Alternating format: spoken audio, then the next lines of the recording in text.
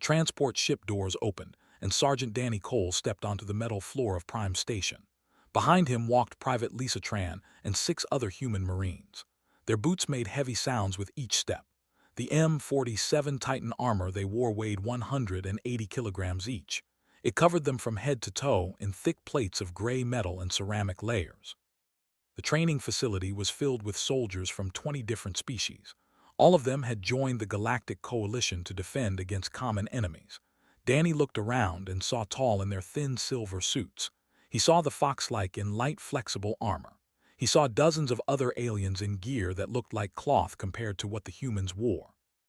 An officer approached them. He was Commander, standing nearly 3 meters tall with 4 arms and large compound eyes. He looked at the human Marines and made a sound that their translators interpreted as laughter. "These are the famous human soldiers," said. "They move like rocks trying to walk. How do you expect to fight when you can barely move?" Danny kept his face calm. He had heard this before. Every species in the galaxy thought humans were strange for wearing such heavy protection. "Our armor serves its purpose, Commander. We are ready for training." Waved one of his arms dismissively. "Very well. Report to Training Area 7. Try not to fall over on the way there." The other aliens nearby made sounds of amusement. Lisa Tran felt her face grow hot with embarrassment. She had trained for 2 years to join operations. She had imagined respect and cooperation. Instead, she found mockery. The humans walked slowly toward the training area. A soldier jogged up beside them. His name was, and his golden fur made him look friendly despite the sharp teeth visible when he smiled. "I mean no offense," he said, "but I am curious. Why do your people wear such heavy shells? You must know that speed wins most battles." Danny glanced at the alien. "We know what our bodies can handle. We know what threatens us. Our armor reflects that knowledge." Tilted his head. "But you could move 3 times faster without it. You could dodge attacks instead of taking them." "Some attacks cannot be dodged," Danny replied. The training exercises that followed were painful for the humans in a different way than physical pain. The drills were designed for speed and agility. Aliens ran through obstacle courses in seconds. They leaped over barriers and crawled through tunnels with grace. The human Marines struggled through the same courses in minutes instead of seconds. Their heavy armor made every movement a battle against weight. Lisa Tran finished an agility course dead last. A group of soldiers stood nearby, their thin bodies relaxed and barely tired. "Perhaps the humans should remove their shells," one said loudly enough for her to hear. "Then they might finish before the next cycle begins." Lisa walked past them without responding, but inside she felt doubt growing. She found Danny near the water station and removed her helmet. Sweat covered her face. "Maybe they have a point," she said quietly. "I have never felt so slow, so useless." Danny removed his own helmet and drank water before answering. "Our armor was not designed for obstacle courses. It was designed for something else entirely." "For what?" "For the day when speed will not matter. For the day when the only thing between life and death is what you are wearing." Danny looked at her directly. "That day will come. It always does." Lisa wanted to believe him, but it was hard when every alien on the station looked at them like they were foolish children playing at being soldiers. The days continued with more of the same treatment. Human Marines were assigned to support roles. They carried equipment and guarded doorways, while faster species did the real work in simulations, made no effort to hide his low opinion of human capabilities. Continued to spend time with the humans. Unlike his fellow aliens, he seemed genuinely interested in understanding them rather than mocking them. He ate meals with them and asked questions about Earth, about human history, about why they built things the way they did. "Your species is strange," said one evening. "You are not the strongest. You are not the fastest. You do not have natural weapons like claws or venom, yet you survived on a planet that tried to kill you constantly." Medic Nora smiled at him. She was responsible for keeping the human squad healthy, and she had grown to like the curious. "That is exactly why we are the way we are. Our planet was dangerous. We had to think ahead. We had to prepare for the worst. And the armor is part of that preparation. Everything we build is part of that preparation. We assume things will go wrong. We build for when they do, not for when everything is perfect." Considered this. Before he could respond, alarms began to sound throughout the station. Red lights flashed and voices called out in a dozen languages. Captain Bell, the human commanding officer, received the alert on his communicator. His face grew serious as he read the message. He was a veteran of 45 years with gray hair and calm eyes that had seen many battles. "Dominion forces," he announced to his squad. "They have been spotted near the border. A mining colony on 4 has gone silent. We are being deployed to investigate." The humans moved to gather their equipment. For the first time since arriving, they had a real mission instead of training exercises designed for aliens. Appeared on the communication screens throughout the station. "All units prepare for deployment. This is a joint operation. Human forces will provide ground support." The way he said it made clear he expected the humans to stay in the back and let real soldiers handle any fighting. Danny Cole sealed his helmet and checked his rifle. Lisa Tran stood beside him, her earlier doubt replaced by focus. Whatever waited for them on 4, they would face it together. "Remember what I told you," Danny said to her as they boarded the transport ship. "The day will come when this armor matters more than anything else." Lisa nodded. She still was not sure she believed him, but she would find out soon enough. The transport lifted off and carried them toward the unknown, toward a battle that would change how the galaxy saw humanity forever. The planet 4 was a dead world of gray rock and abandoned machinery. The mining colony had been built decades ago to extract rare metals from deep underground. Now it sat empty and silent under a pale yellow sky. No signals came from the surface. No life signs appeared on any scanner. The joint coalition force landed in 3 transport ships. Soldiers moved out first, their long legs carrying them quickly across the rocky ground. Scouts spread out in pairs, sniffing the air and searching for any trace of the enemy. The human Marines came last, their heavy boots sinking slightly into the loose gravel with each step. Stayed close to the human squad. He had requested to serve as liaison between species, though Danny suspected the young simply wanted to understand humans better. Whatever his reasons, Danny was glad to have at least one alien who did not look at them with contempt. "The colony is half a kilometer ahead," Captain Bell announced through the squad channel. "We will secure the central processing building while alien units sweep the perimeter." "The processing building," Lisa repeated. "So we get the boring job while they search for actual threats." "Focus on the mission," Danny told her. "Boring is good. Boring means no one is shooting at us."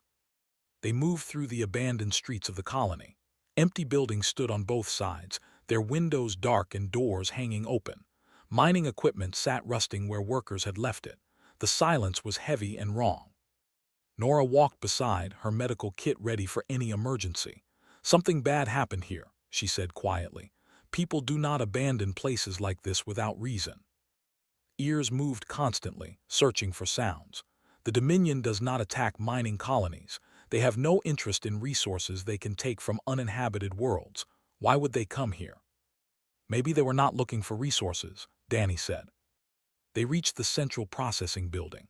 It was the largest structure in the colony, a square block of metal and concrete rising 4 stories high. Captain Bell ordered the squad inside while units reported from the perimeter. Everything was clear. No enemy contact. The inside of the building was dark. Human armor lights activated automatically, casting white beams across dusty floors and abandoned workstations. Lisa moved through a corridor and found something that made her stop. "Sergeant Cole," she called through the radio, "you need to see this." Danny joined her in what looked like a storage room. The walls were covered in black scorch marks. The marks were strange, too precise to be from normal fire or explosions. They looked like something had burned through solid metal with surgical accuracy. "Plasma burns," Danny said, examining them closely. "But I have never seen plasma damage like this. The heat must have been incredible." Captain Bell arrived and studied the marks. His face grew troubled. "I have seen burns like this before, 20 years ago during the border wars. They had experimental weapons that could cut through anything. The Coalition thought those weapons were destroyed." "Apparently they were not," Danny said. More evidence appeared as they searched the building. Testing chambers with melted equipment, recording devices that had been destroyed, notes written in languages none of them could read. Whatever they had been doing here, they had tried to hide it before leaving. Lisa found a partial recording on a damaged device. The image was broken and the audio cut in and out, but the message was clear enough. A scientist stood before a massive weapon mounted on a tripod. The weapon fired a beam of white light that punched through a thick metal wall like it was paper. "The lance," the scientist said through the static. "Concentrated stellar plasma at temperatures exceeding 12,000 degrees. No known material can withstand direct contact. The coalition will burn." The recording ended. Silence filled the room. Spur stood up along his spine. "They have recovered the old weapons. They have made them better." "We need to report this immediately," Captain Bell said. He opened a channel to Commander in orbit. "Commander, we have found evidence of advanced weaponry. Recommend immediate extraction and reinforcement." Responded with his usual dismissive tone. "Captain Bell, our sensors show no active threats in your area. They are gone. Complete your survey and return to the ships. We do not have time for human fears." "Commander, this is serious. The weapon they have developed can potentially defeat standard coalition armor. Our forces may be at risk." "Your forces are at risk from strong winds, Captain. Armor has deflected every weapon they have ever fielded. Complete your mission." The channel closed. Danny and Lisa exchanged looks. They had tried to warn them. They had done everything they could. "Orders are orders," Captain Bell said, though his voice was tight with frustration. "Continue the survey. Stay alert." They spent another hour searching the building. More evidence of weapon testing appeared. More signs that they had been preparing for something big. Danny felt the weight of his armor pressing down on him, but for the first time since arriving at the station, he was grateful for that weight. The explosion came without warning. A massive blast rocked the colony from somewhere near the perimeter, then another, then a third. Screams filled the radio channels, voices calling out in panic, voices shouting warnings. "Contact, contact," they came from underground. "Our armor is not stopping them. The weapons are burning through. Fall back to the central building." Danny ran to the window and looked out across the colony. He saw soldiers emerging from hidden tunnels all around the perimeter. They were reptilian creatures with scaled skin and cold eyes, and they carried weapons that glowed with white-hot light. The lances fired. Beams of concentrated stellar plasma cut through the air. Danny watched a soldier take a direct hit. The thin silver armor that the aliens had been so proud of offered no resistance at all. The soldier simply ceased to exist, vaporized in an instant. "All human units," Captain Bell commanded, "form defensive positions now. We are the only thing standing between those weapons and total destruction." Danny grabbed Lisa and pulled her toward the door. The day he had warned her about had arrived. Now they would find out if human armor was worth its weight after all. The colony had become a nightmare of fire and screaming. Soldiers poured from tunnels that had been hidden beneath the surface for who knew how long. The ambush was perfect. The coalition forces had walked right into a trap. Danny Cole led his squad out of the central building and into the chaos. Everywhere he looked, he saw alien soldiers dying. They moved fast, faster than anything human could match, but speed meant nothing against weapons that killed instantly. Their beautiful silver armor that they had bragged about for days turned to vapor the moment the white beams touched it. A group of scouts tried to retreat toward the human position. 3 of them made it. The 4th was caught by a lance and simply disappeared, leaving nothing behind but a dark smear on the ground where she had stood. Was among the survivors. His golden fur was singed and his eyes were wide with terror. "They are everywhere," he gasped. "Our weapons do nothing against their armor. Their weapons destroy us completely. We cannot fight this." "Get behind us," Danny ordered. "All coalition survivors, get behind the human line." Lisa Tran took position beside Danny. Her rifle was raised and her breathing was steady despite the horror around them. She had trained for combat. She had never imagined it would look like this. "Here they come," she said. A squad of soldiers advanced toward them. They moved with the confidence of hunters who knew their prey could not fight back. The lead soldier carried a lance, its barrel glowing with contained stellar fire. He aimed at Danny and fired. The beam hit Danny directly in the chest. Time seemed to stop.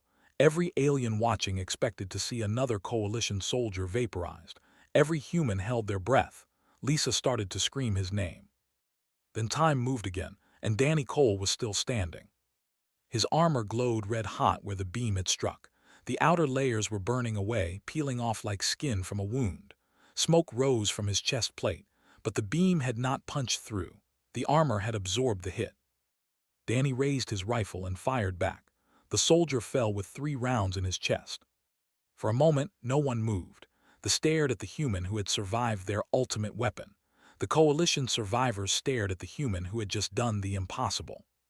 Then Danny spoke through his external speakers, loud enough for everyone to hear. "Human Marines forward, we are the shield now." The 8 humans of the squad moved into a line. They walked toward the positions with steady steps. More lances fired. More beams struck human armor. Each hit burned away layers of protection. Each hit left the armor glowing and smoking, but no human fell. Lisa took a blast to her shoulder. The impact spun her halfway around, but she stayed on her feet and kept firing. Private Park absorbed 2 hits to his legs and kept walking forward on damaged armor that sparked with each step. Corporal Maria Santos used her body to shield from a beam that would have killed him instantly. They began to retreat. Their faces showed something that Danny had never seen on their reptilian features before. Fear. They had built a weapon to destroy anything. They had found the one thing it could not destroy. "How?" asked from behind the human line. "How is this possible? Nothing can survive stellar plasma." Nora answered while she moved to check on wounded soldiers. "Our armor uses ablative layers. When the beam hits, the outer layers vaporize on purpose. They carry the heat away from the soldier inside. Each layer sacrifices itself to save the one beneath it." "But why would you build such a thing? How could you know you would need it?" "We did not know specifically. We just knew that someday, somewhere, we would face something terrible. So we built armor that could survive terrible things." Nora finished bandaging a soldier and moved to the next wounded alien. "Humans always assume the worst will happen, then we prepare for it." Captain Bell directed the defense from behind a concrete barrier. His calm voice gave orders that kept the line steady. "Hold positions. Do not advance too far. We need to protect the wounded until we can evacuate." A new voice came through the communications channel. It was Commander, and for the first time his tone was not dismissive. "Human forces, this is. I am reading your situation from orbit. How are you surviving those weapons?" "Our armor, Commander," Captain Bell replied. "The armor you said was too heavy." Silence followed, then spoke again. "I am redirecting all surviving coalition forces to your position. You are the only effective defense we have. I am also calling for emergency reinforcements, but they will not arrive for several hours." "Understood, Commander. We will hold." Danny watched more soldiers gathering in the distance. They were regrouping, bringing more lances to the front. This was not over. They had won the first exchange, but the enemy would adapt. A large and decorated armor stepped forward from the enemy lines. He carried no weapon, only a communication device. His voice boomed across the battlefield through amplifiers. "I am Commander of the Dominion. You have surprised us, humans.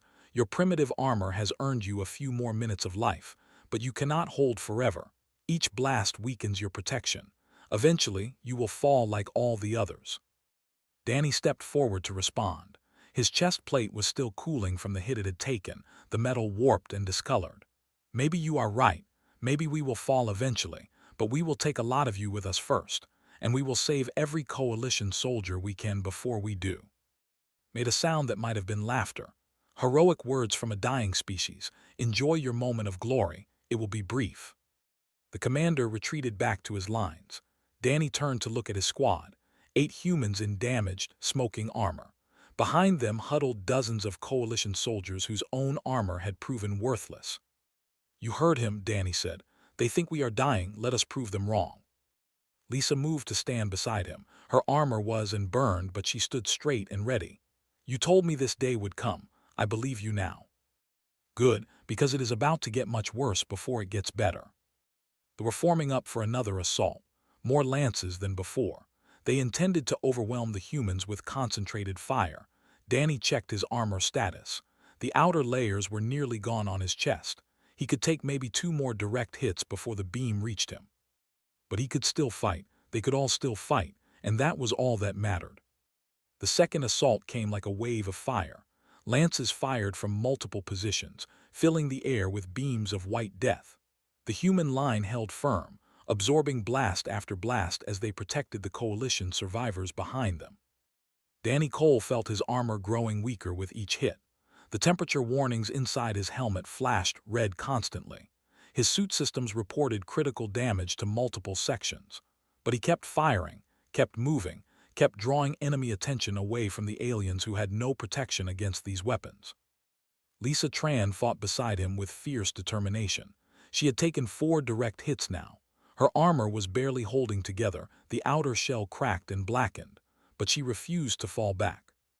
"I thought being slow was supposed to be our weakness," she said through the squad channel. "Turns out slow and heavy is exactly what we needed." Captain Bell coordinated the defense with steady precision. He moved soldiers to fill gaps in the line, directed fire to pin down positions, and kept track of ammunition and armor status for every Marine. He called to the hiding behind the human wall. "How many Coalition soldiers are still combat effective?" Looked around at the survivors. "Perhaps 30, but our weapons cannot penetrate armor. We can provide covering fire, but we cannot stop them." Covering fire is exactly what we need. All Coalition soldiers focus on suppressing infantry. Let my Marines handle the lances. The aliens obeyed. They could not kill the enemy, but they could distract them, force them to seek cover, slow their advance. It was not much, but it was something. Nora worked behind the front line, treating wounded soldiers of every species. She had set up a field hospital in the ruins of a collapsed building, using debris as cover from enemy fire. Her hands never stopped moving, patching wounds, administering medicine, keeping people alive. A lance beam passed close overhead, missing her by centimeters. She did not even flinch. There was no time for fear. Too many soldiers needed her help. "Medic," a weak voice called. A soldier lay nearby, his thin armor melted and fused to his burned skin. "Medic, I am sorry." Nora moved to his side and began treating his wounds. "Sorry for what?" "For laughing at your armor, for saying you were slow and primitive." The coughed purple blood on his lips. "You are the only ones still fighting. You are the only ones keeping us alive." "Save your strength for healing," Nora told him. "You can apologize properly when this is over." The battle continued for hours. The humans took more and more damage. Park went down when a concentrated barrage finally overwhelmed his armor. He was still alive, but his suit was destroyed beyond function. Maria Santos dragged him to safety while 3 lances tracked her, their beams burning away the last of her back armor. Danny counted his remaining soldiers. 6 still able to fight. 2 more too damaged to continue. Against dozens with weapons that killed almost everything in the galaxy instantly. "We need to go on offense," he said to Captain Bell. "We are losing armor faster than they are losing soldiers. If we stay here, we will be worn down eventually." Captain Bell studied the enemy positions through his damaged helmet sensors. "What do you suggest?" "We destroy the lances. Without those, their regular weapons cannot hurt us any faster than we can hurt them. The nearest emplacement is 80 meters to the north. If we can take it out, we open a path for the Coalition soldiers to retreat to the landing ships. That is a long walk under concentrated fire." "I know, but I do not see another option." Bell considered for a long moment, then nodded. "Do it. I will direct covering fire from here. Tran, you go with him." Danny and Lisa moved out from the defensive line. Immediately, 3 lances turned toward them. Beams of stellar plasma cut through the air. Danny took one to the left arm. Lisa took one to the right leg. They kept walking. "Just like training," Lisa said through gritted teeth.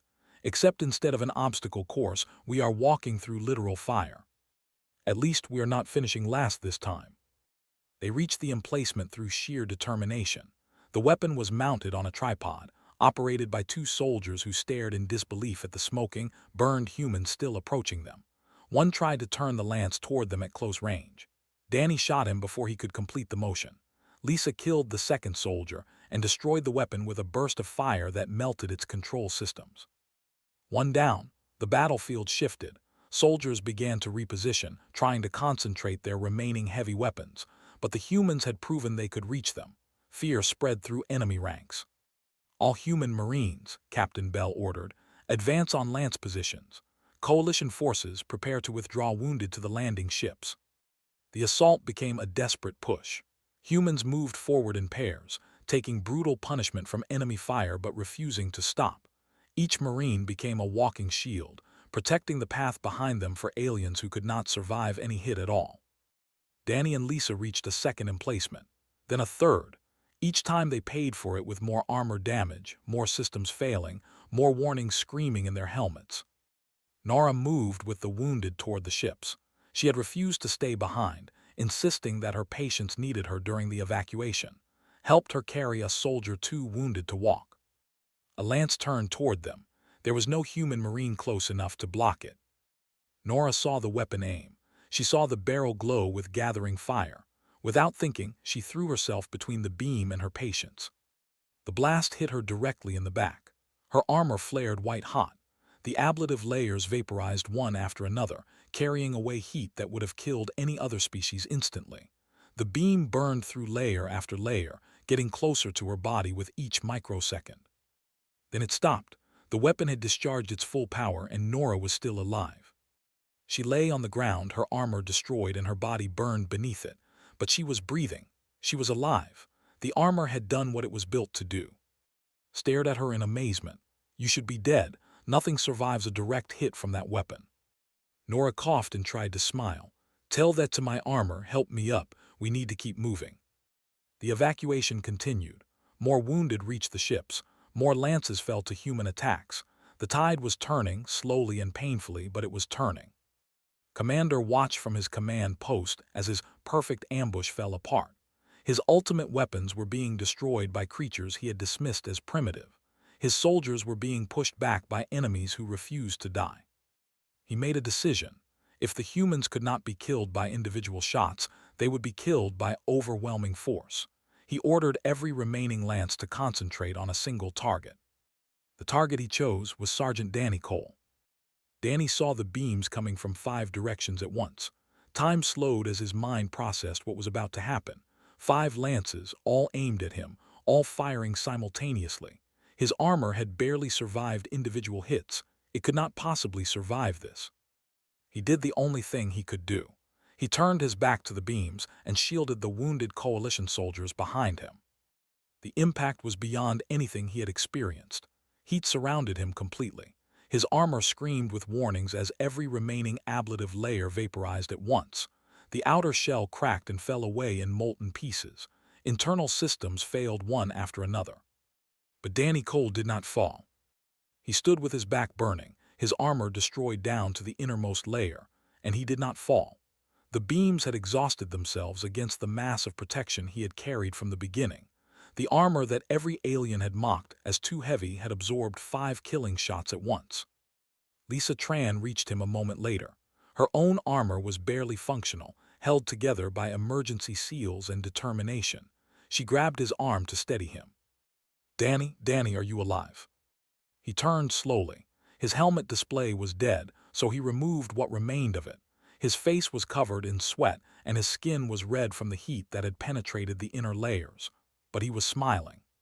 "Still standing," he said. Across the battlefield, soldiers stopped firing. They stared at the human who had taken their combined assault and survived. Some began to step backward. Others dropped their weapons entirely. The fear that had started as a whisper became a shout. "They cannot be killed," a soldier screamed. "They cannot be killed." Captain Bell saw the enemy morale breaking. He made the call that would end the battle. "All human Marines, advance, push them back, end this now." 6 remaining humans moved forward in a ragged line. Their armor was destroyed. Their weapons were nearly empty, but they walked toward the enemy with the confidence of soldiers who had proven they could not be stopped. Lisa led the charge to the nearest lance emplacement. She destroyed it with her last magazine, then picked up a rifle and kept fighting.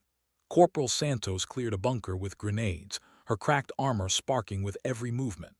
Private First Class Tony held a corridor alone, his massive frame blocking any retreat for the soldiers trapped behind him. Danny Cole walked directly toward the command post. His armor was gone below the waist, showing the underlayer suit beneath. Burns covered his arms where protection had failed. He should not have been able to stand, let alone fight. Commander watched him approach. The reptilian commander had never known fear before today. He had conquered worlds. He had destroyed fleets. He had built weapons that could burn through anything in the galaxy. And now a single human was walking through all of it to reach him. "What are you?" demanded as Danny entered the command post. "I am human," Danny replied. "We are slow, we are weak. We cannot run as fast as others or jump as high, but we prepare, we build, we endure, and we never stop fighting until the battle is over." grabbed a lance from a fallen soldier. He aimed it at Danny from 3 meters away. At this range, not even human armor would matter. Then die knowing your preparation was not enough. He fired. Danny did not try to dodge. He charged forward instead. The beam hit his chest, burning through the last of his protection, searing the skin beneath. But he covered the distance before the beam could kill him. He knocked the weapon aside with one hand and struck with the other. The commander fell. Danny stood over him, burned and broken but victorious. "Surrender," Danny said. "Your weapons failed, your ambush failed. Call off your soldiers before more of them die." Looked up at the human who had done the impossible. Then he activated his communicator and gave the order. "All forces, stand down. The battle is over." The fighting stopped. Across the colony, soldiers dropped their weapons and raised their hands. Coalition forces moved carefully to secure prisoners, still not quite believing they had survived. Lisa found Danny sitting against a wall near the command post. He was badly hurt, his body covered in burns where his armor had finally given way. But he was alive. "Medics are coming," she told him. "Reinforcements just entered orbit. It is really over." "Told you the armor was worth the wait." Lisa laughed despite everything. "You told me. I should have believed you sooner." 3 days later, the survivors returned to Prime Station. The Coalition had won a victory that should have been impossible. 8 human Marines had held against weapons that destroyed everything else in the galaxy. Commander met them at the landing bay. He looked different somehow, smaller. The arrogance that had defined him before was gone. "Sergeant Cole," he said, his voice formal and respectful. "On behalf of the Galactic Coalition, I offer my deepest apologies. We judged your species by standards that did not matter. We mocked your preparations because we did not understand their purpose. We were wrong." Danny stood in temporary armor, his wounds still healing beneath bandages. "We did not come here for apologies, Commander. We came to fight alongside our allies. That is what we did." "You did more than that. You saved hundreds of lives that would have been lost without you." Straightened to his full height and performed a gesture of honor. "From this day forward, human armor design will be studied by every species in the Coalition. Your preparation will become our preparation." The training facility changed after that day. Human Marines no longer received assignments to stay in the back. They trained alongside every other species as equals. Coalition engineers studied the M47 Titan armor and began incorporating its principles into new designs for all soldiers. Requested and received transfer to a human unit. He said he wanted to learn how to think like a human, how to prepare for disasters before they happened. Lisa Tran became his training partner, teaching him the philosophy behind human survival. Nora recovered from her injuries and returned to duty. The soldier whose life she had saved visited her in the medical bay every day until she was released. He told her that his people had a tradition of owing life debts. He intended to repay his. New human recruits arrived at the station a month later. They walked through the landing bay in their heavy M47 armor, moving slowly under the weight they carried. They expected mockery. They expected alien soldiers to laugh at their primitive protection. Instead, they found respect. Alien soldiers stepped aside to let them pass. Some offered gestures of greeting reserved for honored warriors. Others simply stared with something close to admiration. Danny Cole watched the new recruits from across the bay. His burns had healed into scars that would never fully fade. Beside him stood Lisa, Nora, and the other survivors of 4. They had paid for this moment in blood and fire. "Welcome to the Coalition," Lisa said to the confused recruits. "You will find things are different from what you expected." A young private looked at her, then at the aliens showing them respect, then back again. "Why are they treating us like this? We just arrived." Danny smiled. "Because they learned something important. The armor is only heavy until you need it to save your life. Then it is the most valuable thing in the galaxy." The recruits did not fully understand yet, but they would. Someday, somewhere, they would face something terrible, and when that day came, they would be ready. Humans always were.